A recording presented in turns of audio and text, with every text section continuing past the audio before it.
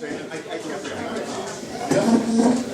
to the May 23rd Rotary Convening Scholarship Meeting. The Pledge of Allegiance will be by Past President Michelle, One Verse of America, Past President Dan, Invocation, Past President Don Sherman, and our welcome song by Past President Dan Olson.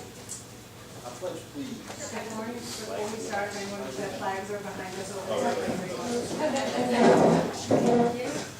I pledge allegiance to the flag of the United States of America and to the republic for which it stands, one nation, under God, indivisible, with liberty and justice for all. My country 'tis of thee, sweet land of liberty, of thee I sing. Land where my fathers died, land of the pilgrims pride, from every mountainside, let freedom ring. Blessed art thou, O Lord our God, King of the universe, who bringeth forth bread from the earth. Amen. Thank you.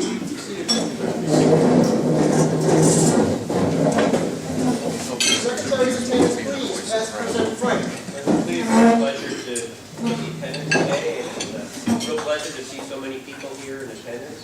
We always look forward to this meeting. In terms of the attendance, we're not going to be able to do introductions of everybody in the room due to limitations of time.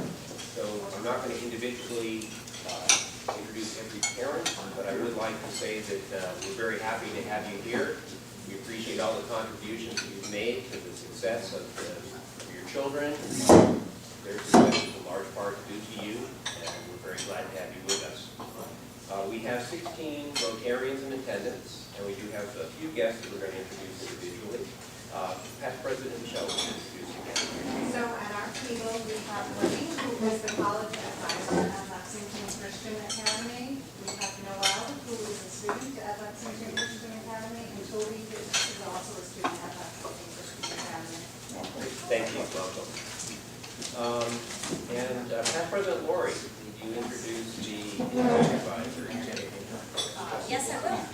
I am very happy to introduce the incoming Interact mentor for the students. Her name is Lisa Camagna. It will be a transitional year next year with Connie still around before she retires in the spring. Welcome. And these will be introducing the Interact students later, and the remaining students will be introduced also when the scholarships are presented. We also are pleased to have a speaker with us today, and our speaker is Steve Kramer from Moderna, who will have a full introduction by Murray when he gets up to speak. And we did a moment ago have Rich Iconin, who's the assistant superintendent here at Minuteman. I don't see him here, but he's welcome as well. So that completes our attendance. We have 38 people here today. Thank you, Frank. Our welcome song will be led by Past President Dan Olson. Dan, you are in charge. We have the Lexington Rotarians stand. All right. Let's all keep it on key, and in terms of monotone, just move your lips. We welcome you to Lexington to meet with us today. Our door is always open to our friends in Rotary. We're glad to have you with us, and we hope you'll come again to Rotary Lexington. We all say welcome visiting Rotarians. Welcome all you non-Rotarians. Welcome to our club in Lexington. We hope you'll come again.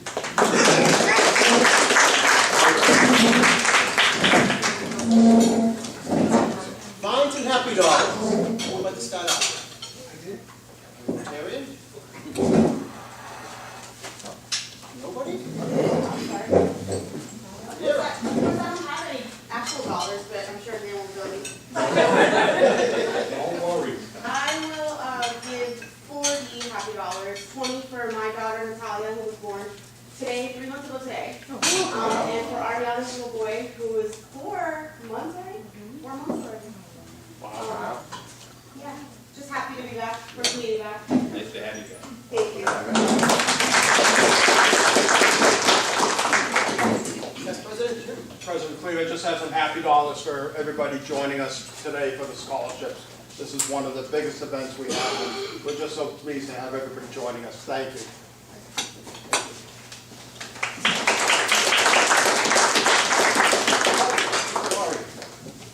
I have some happy dollars today because, as some of you know, I haven't been here in a really long time. So I'm really happy. Past President Michelle. I have happy dollars as well, Mr. With all of you today.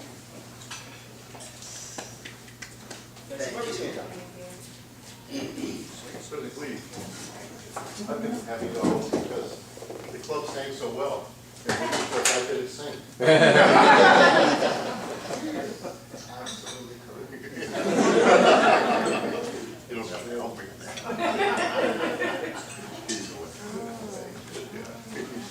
Dan. President Cleve, I have happy dollars for my birthday today. 39 again. 69 today. I'm adding $1. I'm going to make it 70 because I think Murray's going to have the quickest introduction speech ever. Wow. Right, Murray? Absolutely, Murray. Right. Absolutely. I'll try this. Anybody else?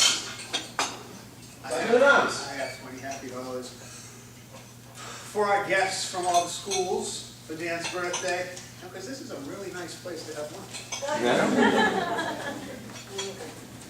Anybody else? I have a reciprocation one. I'll have $20 for both of our children. We had almost Almost the same time. and all of you here, we love doing this for you guys, so. How much? 20. She did 40. Hey, baby formula's expensive. Past President Dan Olson. I have 20 happy dollars. I'm happy because Jim runs a scholarship program. He does a fantastic job, and if any of you have ever had to do that job, it's a lot of work, and he does a fantastic job. Thank you.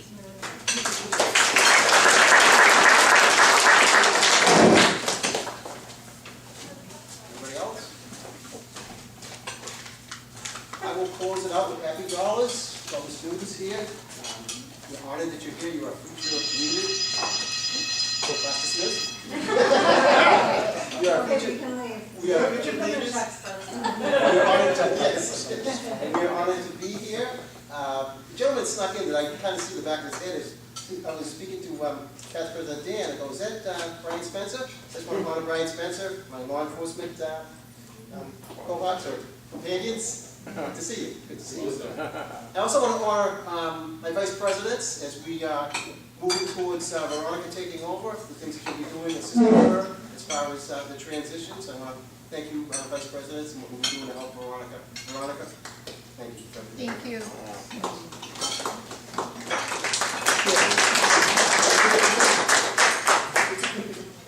Oh, sorry. Okay, briefly with announcements, we'll move quickly because we got a lot on the agenda. Do have a thank you card from Kathy Mahoney, Jack's wife, thanking us for all we've done with Rotary as far as supporting the family in this difficult time. So I have the card here, everybody wants to see it, it's up here also. A couple thank yous from the Battle Green Run. We made a donation to their run for $250, the Genesis Run. We got a thank you note, letter from them. And also, who am I going to find? No, you do enough. I always, Vice President, you're awesome. He's saying no. He's saying no.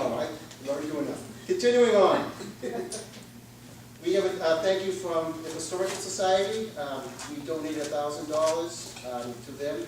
And Carol Ward, the Executive Director, who's been a speaker here to Rotary, sent us a nice letter thanking us for that. Ashley is in memory of Jack.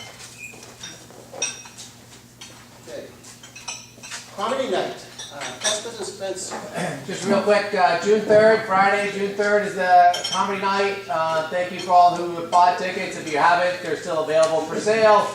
Please make sure you come and you bring a full crowd, and hopefully, the more people there makes it a little bit more lively. So please do that.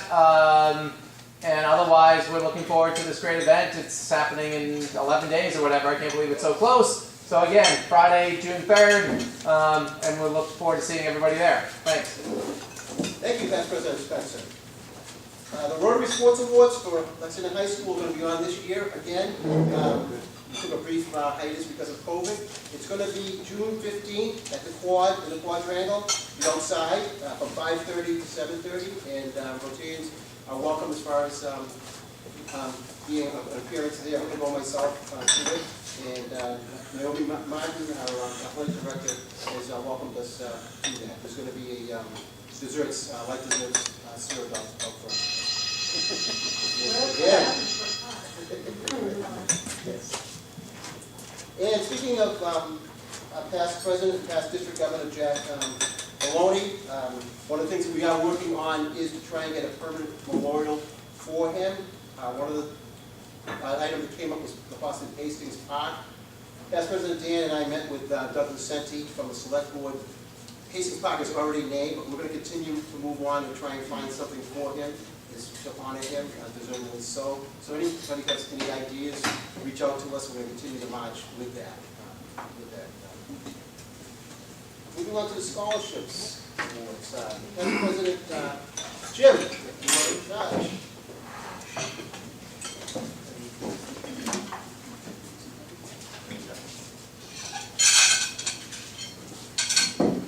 So welcome to the annual Rotary Club of Lexington Scholarship Luncheon. It's definitely one of the best events that we have each year.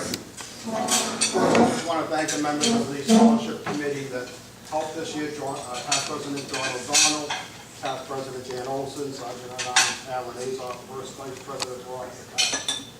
So Rotary, I think we talked to the students over Zoom. We talked a little bit about what Rotary is, but just for the parents and guardians and guests here, Rotary is an international organization, service club, that has worked in many endeavors, and especially in eradicating polio across the world. Locally, we do a lot. We do Sand for Seniors. We do gift baskets around the holidays. But our biggest event is the scholarships to very deserving students in the 3 schools in Lexington. These students, these high school seniors, have demonstrated a commitment to academic excellence and service to the community. This year we have 11 seniors who have been interviewed, selected, and who have met and exceeded our requirements. Each student has shared with us via Zoom their future plans and visions. And in a few minutes, we'll just ask everybody to come up and just say a few words about what school you attend, what school you're planning on attending, and what you're hoping to major in. Thanks to the administration from the schools for coming. We appreciate all of your support. It's very helpful to have the administration provide us the information for the students. And you should be very proud of the students that you're graduating. Congratulations to parents and guardians for all that you've done to bring these students up to where they are now. It was a pleasure interviewing them. Each student, it was really a joy this year, and to realize we have some future leaders amongst us.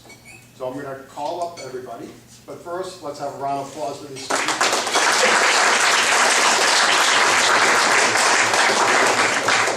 Can I have my vice presidents up, please? Vice presidents? Jeremy?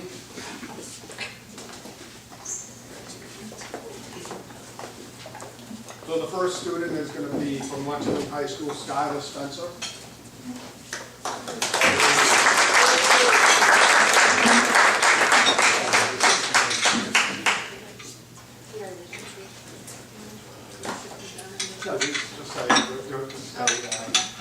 I'm from Lexington High School. I'm going to UNC Wilmington, and I plan on majoring in therapeutic recreation.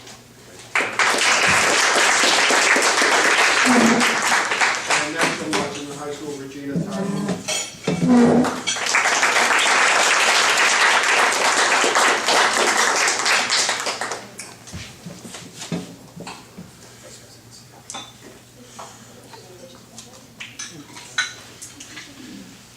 I'm going to go to Lexington High School. I'm going to Baylor University next year, and I'll be majoring in nursing.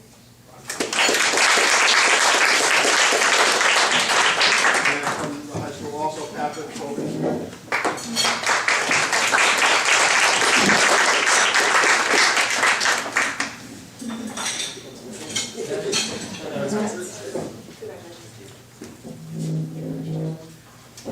Patrick. I attend Lexington High School, and I will be attending Georgetown University and hoping to major in business. From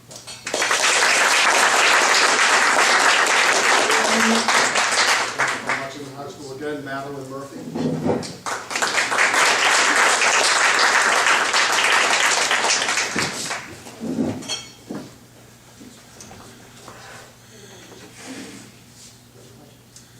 I'm Maddie. I'm going to Lexington High School, and next year I'm going to UMass Amherst, and I'm hoping to major in mechanical engineering.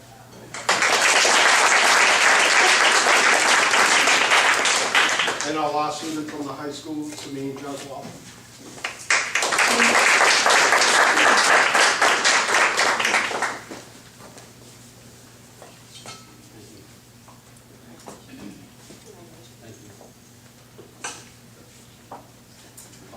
I'm Samin, and I'm attending Lexington High School.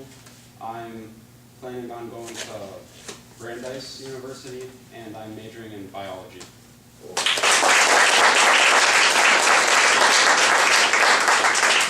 And then from Lexington Christian Academy, Tobias Freeman.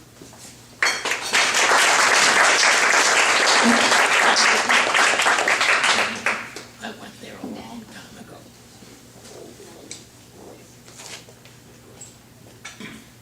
I go to Lexington Christian Academy. Next year I'll be going to Northwestern Preparatory School in hopes of going to the U.S. Air Force Academy the next year. And I'm hoping to major in some engineering field. Not sure which one yet.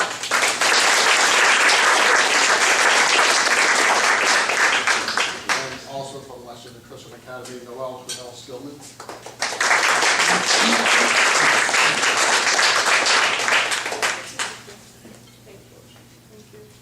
I'm Noel Stillman. I attend Lexington Christian Academy, and will be attending New York University, and I'm going to major in computer science.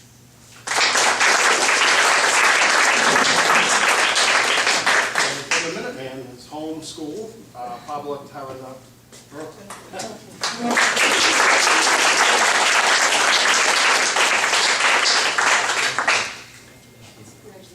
Thank you. I'm Taran Pablo. I go to Minuteman, and I plan to either take night classes for at Minuteman or Pearson to obtain my journeyman's license for plumbing.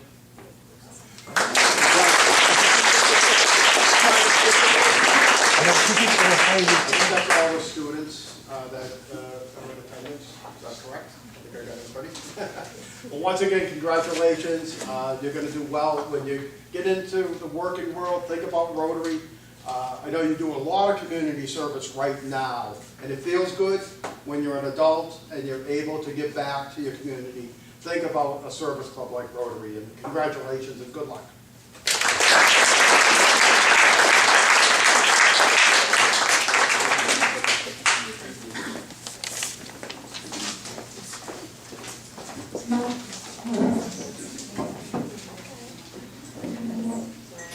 Weekly raffle items.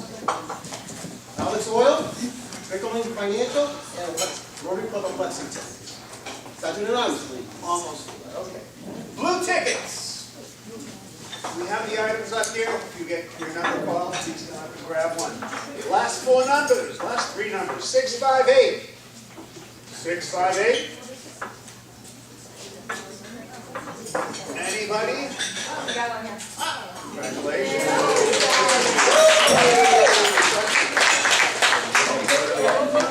You have to take a okay. Take one. Pencil one. Take the bell, take the bell. Excellent choice. Next ticket, 687. 687. Anybody? Okay. Go pick again. I know it's out there somewhere. 649. Are you kidding? Come on. I got it. Oh. Jump right up. It's free. You don't have to go far. Thank you. All right, excellent choice. All right. 686. 686, no, yes, anybody?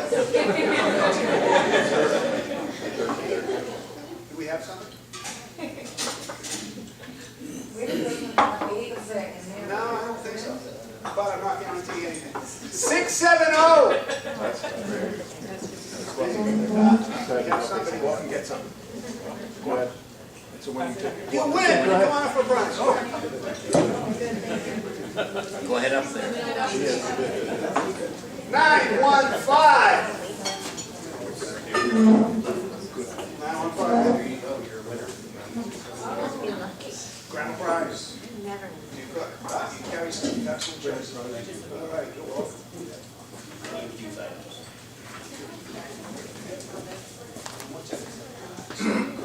Drinking. Oh, yeah, you're welcome.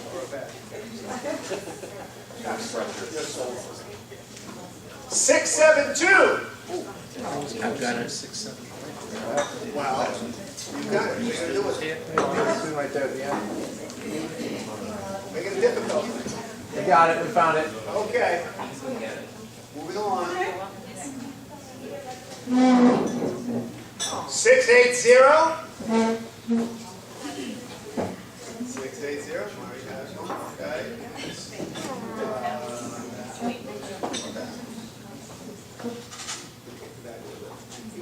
Good. Down to 3. That is special. Okay, happy cooking. 916. 916.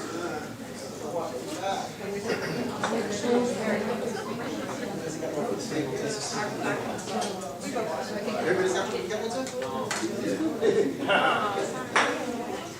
Go on.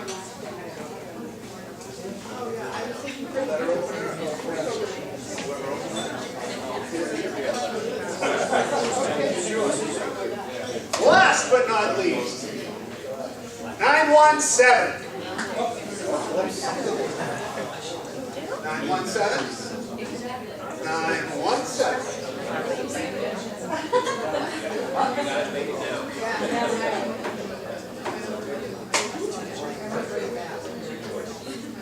And that concludes this round.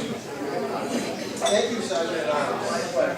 Remind everybody, the delicious desserts there are available. Please come up and get grab desserts, please.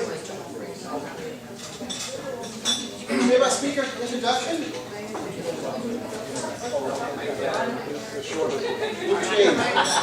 Brief. Let the interact representatives, please. Interact, please. All the Interact people, please come on up. Over here. You want all of us? Yes, please. Sorry, it's still chatty.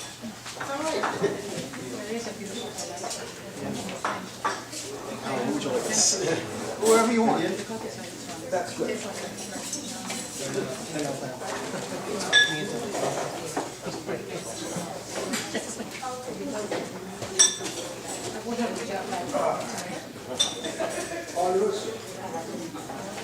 I want to thank you all for helping us out with the polar plunge. I attended it. I went only up to my ankles, but I was greatly honored to see the students were up here with the water. With the water. A great praise goes to Lori for all she's done over the years regarding the Rotary Club. What do you want to say? It's just been great. The kids are great. The Interact Club is bigger than ever. People are really interested. I'm so excited that Lisa's taking over. It's going to be wonderful.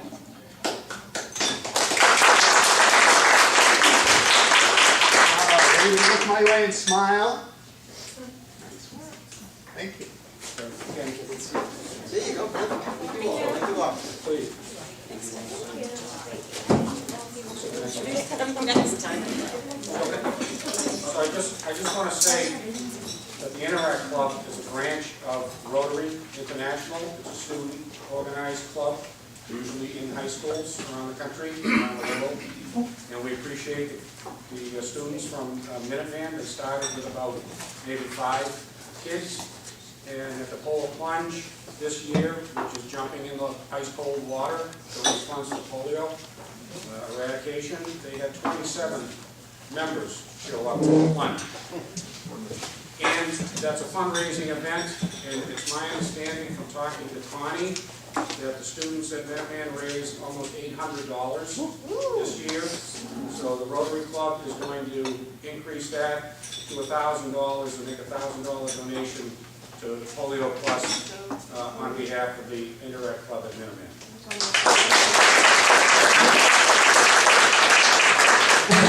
Thank you, Past President Dan. Also, at the end, let the students remain. We're going to take a group picture. Some more photos, please, at the end. Thank you. Speaker introduction. Past President Murray. Thank you, President Cleve. I just want to say before I start, just another subject. I didn't sing today, but I think the reason I didn't is I think that Dan Olson, past President Dan Olson, should really be commended for encouraging me not to sing.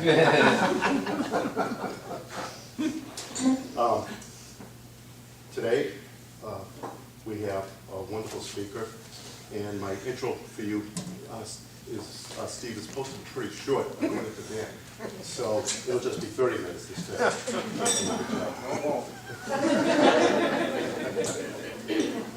So anyhow, I want to introduce Steve. I've known Steve for a number of years and have the honor of knowing him as someone at Moderna who has done quite a bit. And in speaking with Steve, I found out that Moderna had a very unique approach in developing the COVID vaccine. As many, if not all of you know, they were around the first to do it. Steve didn't correct us on that exactly, but I think they were the first to come up with it, as I remember the history. So he's going to speak with us today, and I think this is wonderful that we have you students here because it's really a great learning experience. Steve is Director of Digital Biomarkers and Clinical Laboratories at Moderna. He grew up in Pittsburgh, Pennsylvania, and he was educated at the University of New Hampshire, and he resides right here in Burlington. Steve is achievement-focused, senior research and development technology leader, and vast experience globally in strategic planning and road mapping, research and clinical informatics, workflow organization, quality assurance and control, IT operations, training and mentoring, capacity planning, and program coordination. I mean, how much can one person do? But you'll understand in a minute. He has additional proficiencies, including cost budget analysis, director, client vendor relations, process improvement, and data management. A resourceful, analytical, and change-oriented leader who empowers an organization to execute alignment with business goals, creating thoughtful strategy and focused delivery. Any business or organization would benefit from having Steve. Moderna certainly did. Steve, would you like to come up?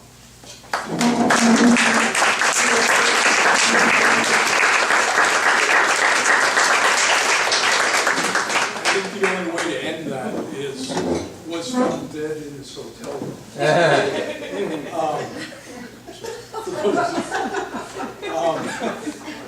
Let me get my computer fired up. My God, I wrote that. How self-serving.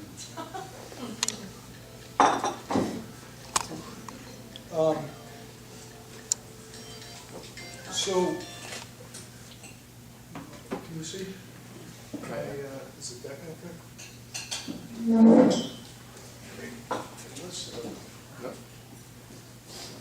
One sec. Yeah, it's great. I've been in IT most of my career. You know the story. My daughter's a junior in high school. So I'm mad at it, so I'm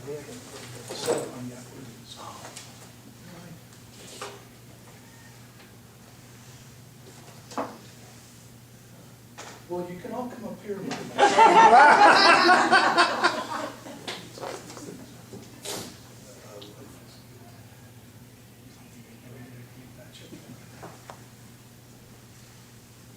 Somebody, I'll start. If somebody could get the IT.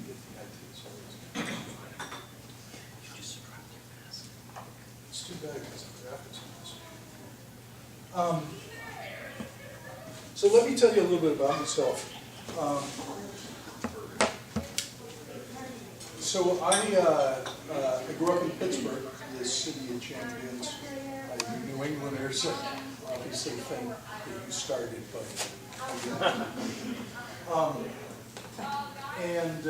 all I wanted to be was a Steeler or play keyboards for Springsteen. That was my generation. You can do the math. But I think it's left by yourself as a student. You're not really sure what you want to do. You don't know what your skills are and your passions. And that certainly was true with me until high school, where I was still pursuing being a pro football player. But I had a great AP chemistry teacher. And, you know, just like a lot of people, you just kind of go, okay, AP, I'll get into college and whatever. But I remember, and his name was Victor Zara, he was talking about the states of water, solid, liquid, and gas. And he was the straightest guy in the world. I mean, he was a nerd, he was a chemistry teacher. And he made his head the oxygen, and he made his fist the hydrogen. And he started dancing around because, as you obviously know, 106.8 degrees. Right? Okay, so I am still in there. And I said, boy, this could be fun. And when it came down to it, it's about your passion. Now, I told Murray, I was supposed to do this talk 2-3 months ago. And at that time, students weren't going to be here. And so it was kind of a different talk. I changed it around a little bit, so the title's not the same. I am a believer in STEM education, about women, young women in STEM. I coach, work with a number of programs. And so I wanted to give kind of a talk about passion, about science, and about STEM, engineering. Bigger than that, about what you love to do, right? And you may not know what it is right now, and that's okay. Just don't do what you don't want to do. Think about somebody telling you you have to be something. Josh is coming back. Thank you. You're going to be miserable, generally, or just kind of cruise through life. I want to talk about science, right? We're going to get geeky, because I'm going to talk about DNA, mRNA, vaccines. I'm going to go through it quickly. We can talk about it afterwards, but you don't want me to go down that path. I got like a half hour and I spent 10 minutes already talking about myself, which I can tell people here as well. Last thing, so I got a degree in biochemistry. I didn't know what I wanted to do, but I was passionate about science. And my path was kind of wiggling and waggling. Graduate school, medical school. I knew I didn't want to teach in academia. I was at Pitt as a research assistant taking classes. And boy, that wasn't me wearing a white lab coat. But I ended up getting into robotics, and I wrote one of the first papers on laboratory robotics in the clinical lab. Just lucky, just at the right place at the right time. And now I've developed the technology, automation, robotics for the clinical labs at Moderna.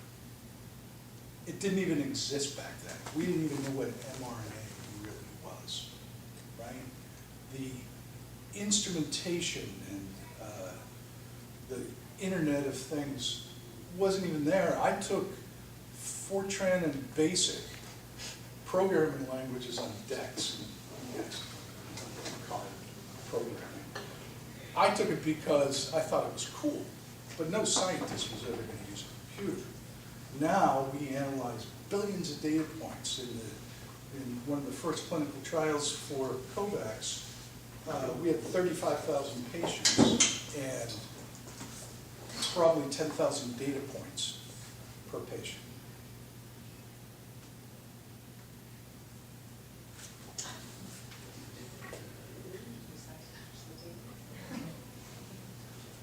So it's a touchscreen. There you go. It works. Got your chickens. Ah. See that? That's how I want to remember her. She's a junior in high school.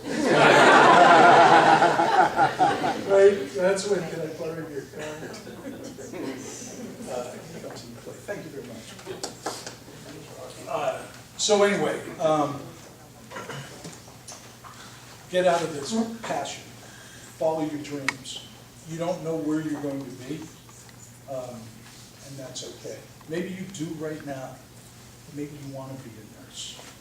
Maybe that's going to take you into pharmaceuticals as a medical director. It can take you into administration, bedside. You don't know what it is. Let that happen. Okay. Oh, the lecture late. I really know. Quick agenda. First, I'm not speaking for Moderna. This is just personal Kramer. I'm not talking politics. I'm talking religion. This is just about the science, the data. Okay? Make no judgments. Talk about it. It's my world.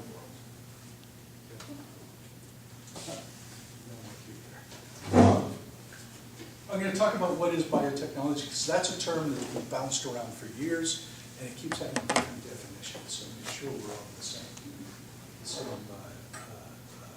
dictionary. Treating disease. Talk about developing a drug, we'll get into the details, and then questions. Okay.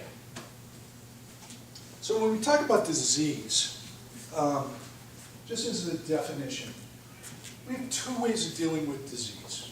We can treat the symptoms, make a better life during that disease, whether it's a progression or a consistent challenge, or we can cure the disease. And if you think about the medications you know, we treat the condition, right? Blood pressure. What do? We use vasodilators to reduce the pressure. And there are good ones and there are bad ones, and a lot of it has to do with your biochemical makeup, what works for you. But we're not curing the disease. Really the next step in our journey is to cure the disease, and I hope some of you will be part of that. This is the coolest thing you can do. This is what you know today is old. So there's always opportunity. An example of this path, I'm so moral. I'm not usually in the moral high ground. Let's use an example of arthritis. You can say the disease state is pain and impaired movement, function, hands, elbows, knees. We're going to do this generically.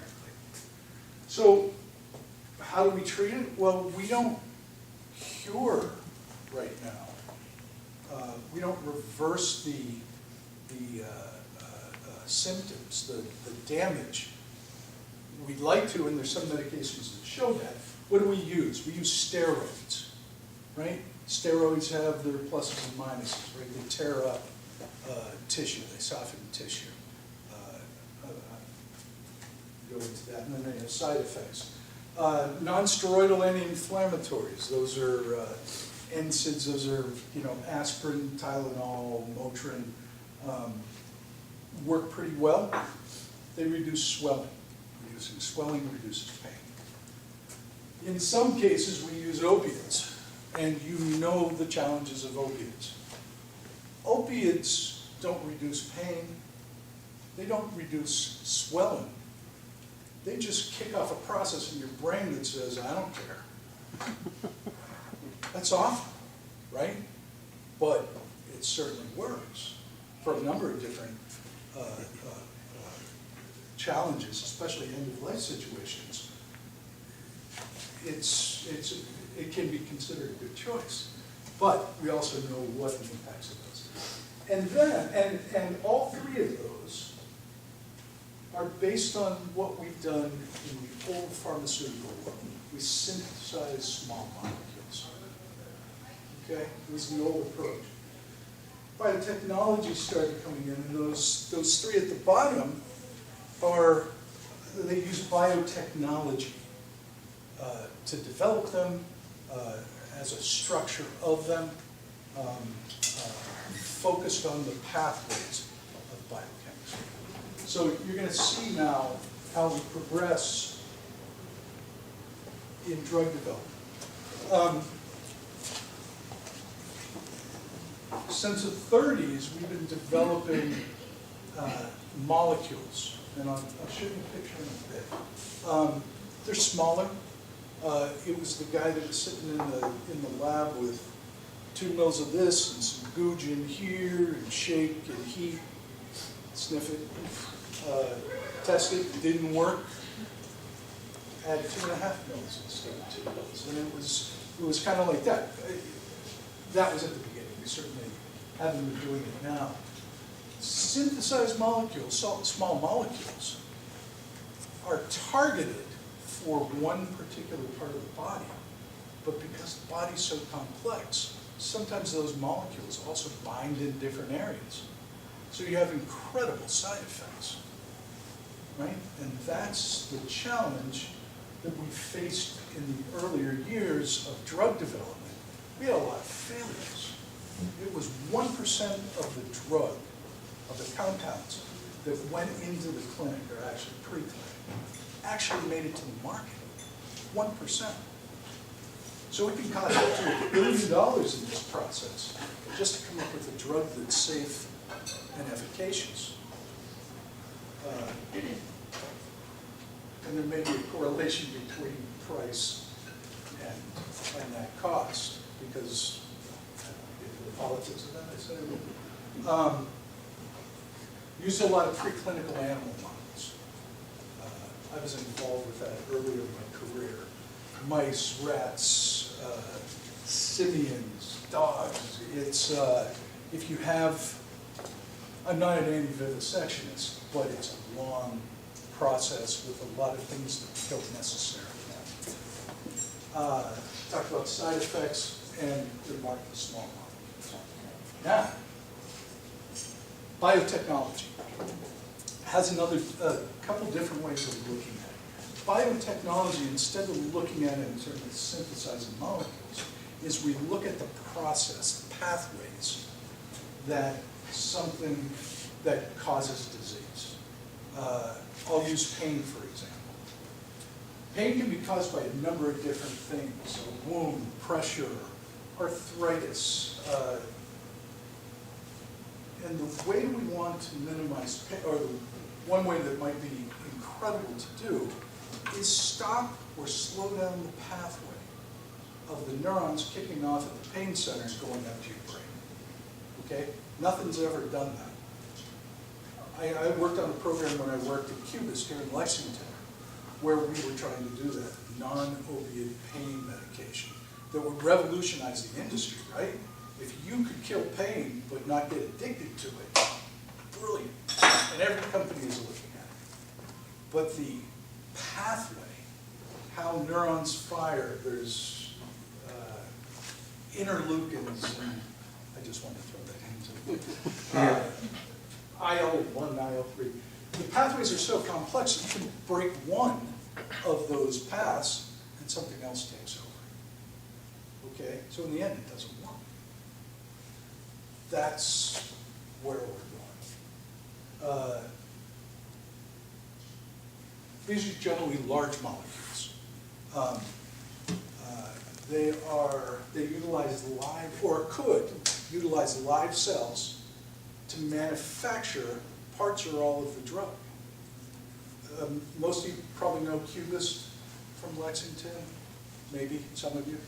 Well, Cubist was in the anti-infective space, and we produced the last new antibiotic, but it was specific to MRSA, methotrexate-resistant. Yeah. And MRSA, those MRSA drugs actually were manufactured by a certain kind of mouse ear cell. Okay, so we would modify those cells and send them off, and the output from their metabolism would be the drug. Did you say ear? Yes, Ear cells. ear cells. Okay, that's biotechnology. And then also, and mRNA is part of this, you harness the way the natural body works. You modify it a little bit, and the body heals itself. Okay, and that's the mRNA experience. Now, I wanted to bring up the Salk polio vaccine. I didn't know that that was so special to you all. It's kind of special to me. My buddy's older brother was a part of that clinical trial. Came from Pittsburgh. So did the Steelers. The trials began in 1954. There were no controls on trials. There were absolutely no controls on trials. It worked. Polio vaccine was taking the polio virus, rendering it non-functional, and then putting it back in the system and having the immune system recognize it, so there were antibodies there. And if you ever were exposed then to the real virus, the immune system already knew it was there, and capture and pull them out of circulation. Also, synthetic insulin, right, was the first time we actually had a biological drug. It's not real insulin, we manufacture it. Okay?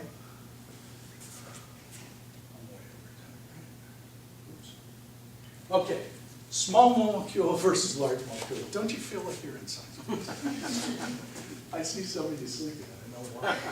So here's acetaminophen, right? Non-steroidal.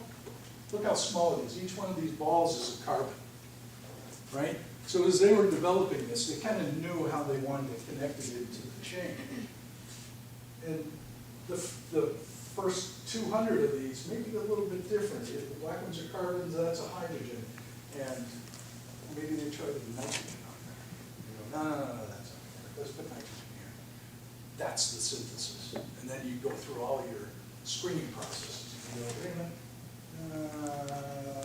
Let's add a methylene group over there. And so there could be 100,000 molecules in a library before they get one that has any kind of activity, right?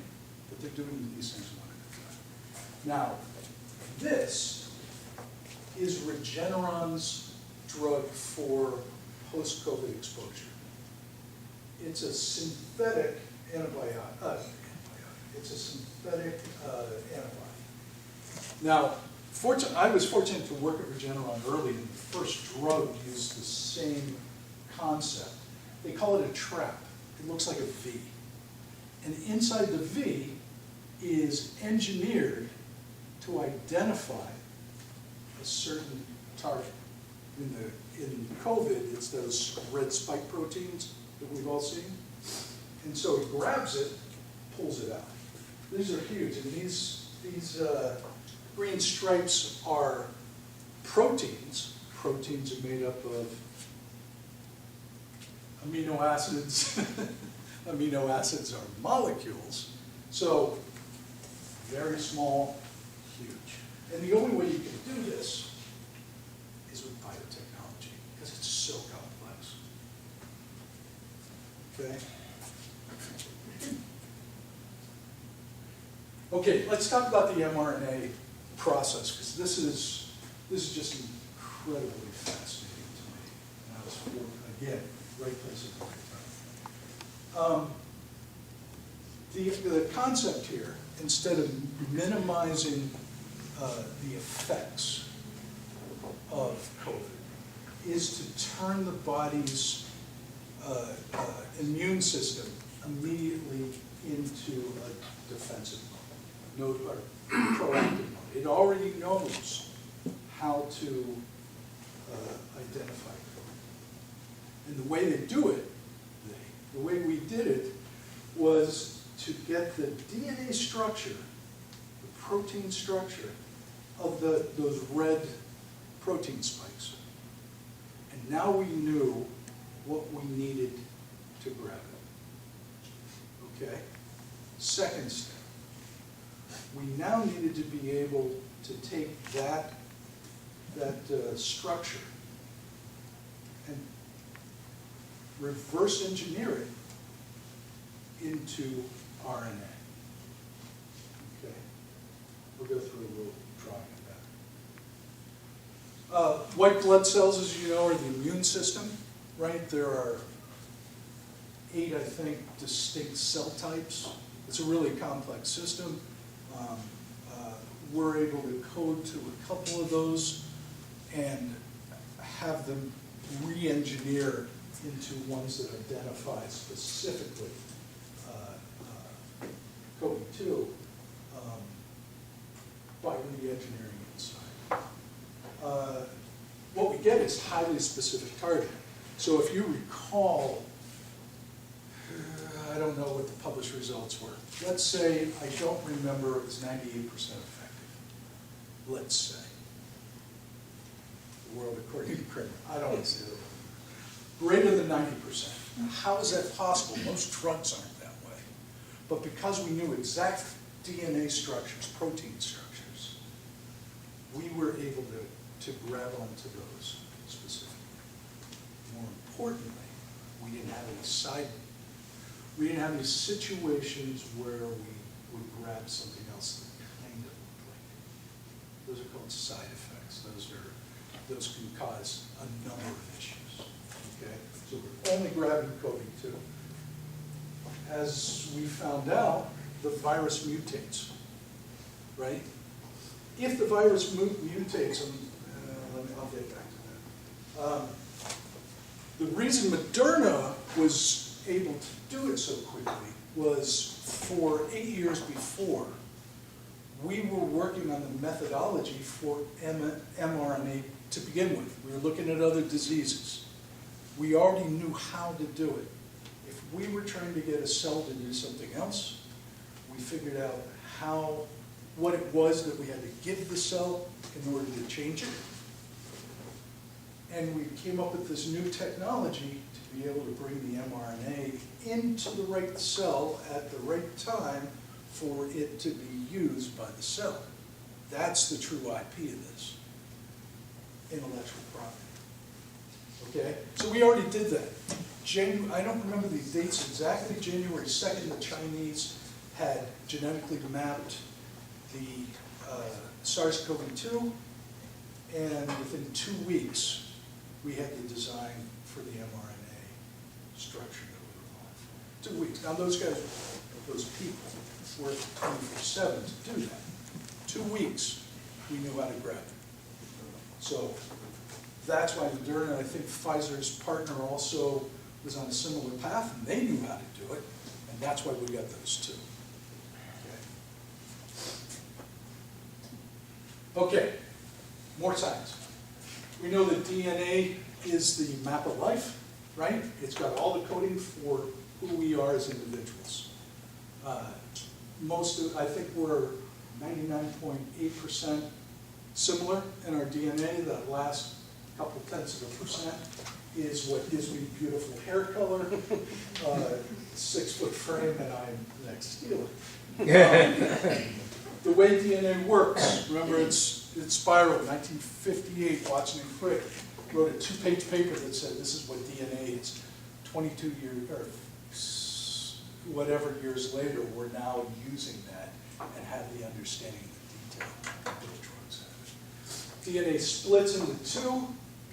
Messenger RNA, which is a lot like DNA, comes up and it grabs 3 of the base pairs. 1, 2, 3, and it says those 3 equal this amino acid. It goes over and it starts building a chain called protein. Bored with this yet? See, this is my passion, which is why nobody plays golf. Proteins, then, are the structure for everything in our body. Proteins build bone, proteins build cells, proteins build everything. Okay? So when you hear protein, you hear tissue. Protein's the smallest part of that. Everything is protein. High protein diets allow you to build faster, right? You can build proteins from different biochemical pathways, but cells do this. Now, remember, well, let me tell you, in the body, which is highly complex, cells can live for 12 hours, or they can live 7 to 10 years. The cells in your eyes, in the center back portion of your eye, live 7 to 10 years. They don't replicate that fast. One of the leukocytes, the white cells of the 8 that's there, lasts for, I think, an average of 12 hours. So they're constantly replicating. Everything's a little bit different. And that is also just an incredible diversity of life, right? And complexity. Okay. We talked about this before. These are those red things are the spikes. These are the types of white cells. There's a little diversity and other things in there. There'll be a test. I don't know why I put this up. I got a little too. But when these come in contact with this, they react. It's a natural occurrence. It's like anything else in your body. They find the uniqueness of this, and they start mutating, building immunity by building the ability to bind these into the immune system. Okay? We've heard about short-term memory loss or long-term memory loss, where the immune system starts to wane in its ability to defend us, right? We're starting to see that in the data with the mRNA vaccines. We don't know what that is yet, right? There's, in this complexity in our white blood cell system, there's more than one way to build immunity, right? This is the complexity of life again. So those studies are ongoing right now. Why does mRNA vaccine peak at 6 to 9 months of efficacy when if you're sick, if you get COVID-2 naturally, your immunity is longer? Maybe the idea is for us all to get sick. Not definitely sick, which is why the vaccine is so great. Okay, so again, how do you do this? You genetically map the spike protein. You genetically map whatever the foreign body is. Okay, so you know what the primary, tertiary, quaternary structure is. Reverse engineer the protein, right? The mRNA sequence. So now we know what it looks like.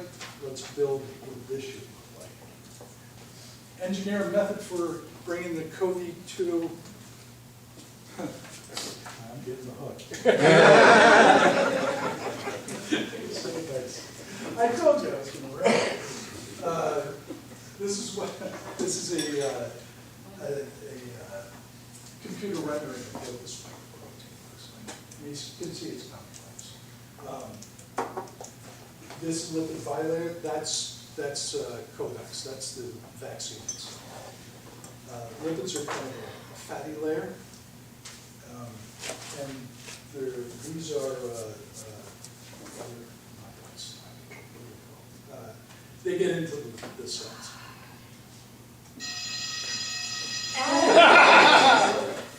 Anyway, thank you. Sorry I rambled on.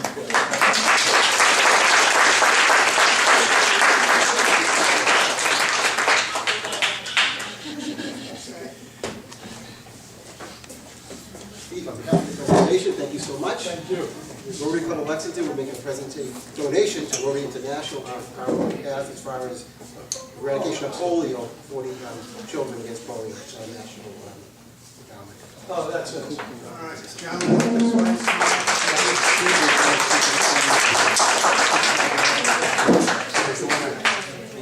50-50 raffle. Sergeant at Arms. Please fascinating. I like it. Okay. Pink tickets. $25. And the winner is 158. It's close to me. Oh! Hurry.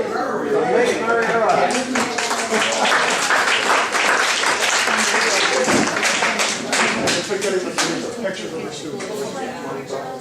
Yeah, before we leave, all the students, please, where would you like us? Anyone special? Can we go outside? Can we take a picture outside? Okay, let me just bring it out. Okay.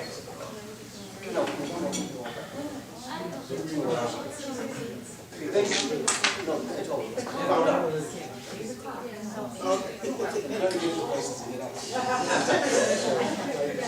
Thank you all very much for attending scholarship meeting. As always, Jim Curley, done so many years. Thank you for your team for assisting with this.